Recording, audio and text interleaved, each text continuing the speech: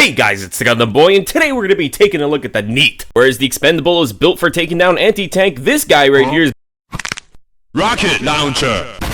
You can get this weapon from the Dust Delicious Devil's Warbond on page 2. So, taking a look at it stat-wise, something very important to note is that it does have normal fire damage, but it also has something called heavy burning damage. Certain parts of the projectile for this weapon is also capable of doing heavier pen, which means you can light things like Hulks on fire, and you can even kill things like War Striders. Would I recommend killing a War Strider with the Neat? No, probably not. Can you? Yeah, but you might as well just bring the Expendable if that's the case. And despite being cluster bomb related, this thing has some pretty damn long range on it, not detonating until it hits a target. You're gonna want to practice your trigger discipline though, because there's no coming back if you accidentally set this off on yourself. In fact, they gave me a speed boost after I died.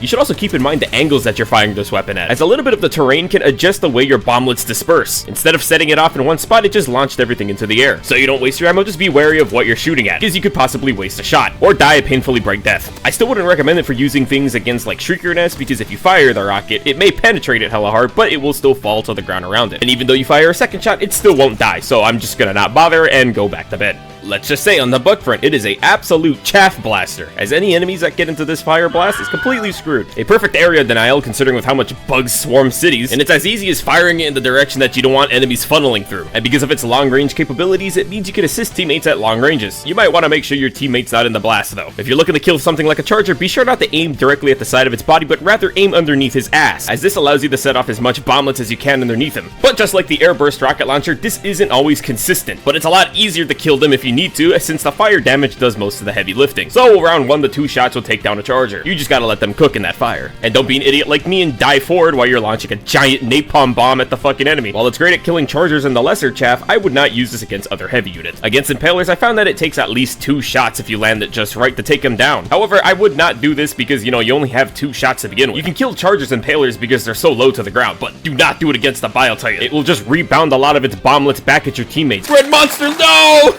No, Red Monster, look out! You have to look out for extreme angles, as this thing can deflect really easily and kill Red Monster again. While the Neat is capable of taking down heavier units, I just would rather use it as a chaff blaster. Do keep in mind though, if you're going to use it as an anti-tank weapon, watch out for the extreme angles, as it will deflect against certain surfaces, or just aim straight at the ground. And just like on the bug front, it does perfectly damn fine on the bot front. Fuck you, fireball! And as long as the fire is active, this will act as a perfect filter for enemy automatons, as you'll only see like the heaviest units survive, being a perfect way of killing them automaton snitches. And if you want to get fancy with it, if you shoot the bottom of a dropship, you can annihilate the area underneath, still providing some kind of area denial to whatever still survives. While it's not as effective against the Hulks, I will have to say it does allow them to aura farm. And since the face of a Hulk is so tilted, there is a chance of deflection. You also need the Hulk to stand in the fire long enough to kill him to begin with. I wouldn't depend on this if you're going to try and kill him from the fire damage, as it does take a fair amount of time. I don't feel like waiting this long for him to just...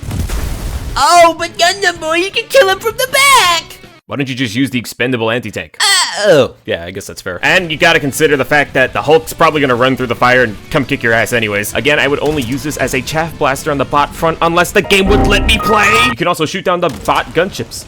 Yippee! Weirdly enough, you can also take down things like the base cannon in one shot. Yeah, alright. If you want to slam your peener in the car door, you can use this to take down things like the bot fabricator, but it takes so long, I would not do it. I don't know why I did this. You can damage automaton fabricators, but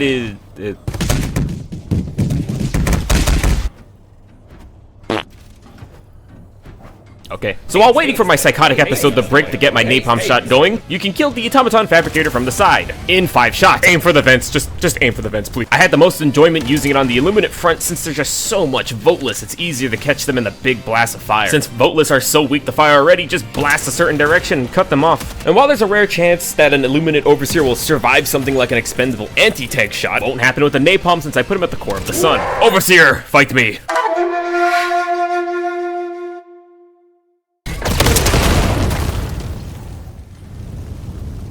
Advanced alien technology, my ass. It's a perfect weapon if you hate elevated overseers and you just want to annihilate them for fun. It doesn't even have to be a direct hit. You can just hit the general area around him and he will die from the overall fire damage. Ooh, I hate you! Just like the Bile Titan, I would not use this against the Harvester, because you're just going to be spreading your fire shells all over the place, hitting teammates and such. Just make like a Sieve Soldier and eat it. I've also noticed that it's kind of inconsistent against things like flesh mobs as well. While yes, it's doing a lot of burning damage, you can just see he doesn't really care. He walks out of there like it's another rainy day on Hellmire. You'll have to aim right for the meatballs and light him on fire if you really want to try and kill him with this. But that's the end of my video. If you made it this far, give it a like, comment, and a subscribe, please. I mean, you watched this far. You're gonna come back later. I know you're gonna come back. Please.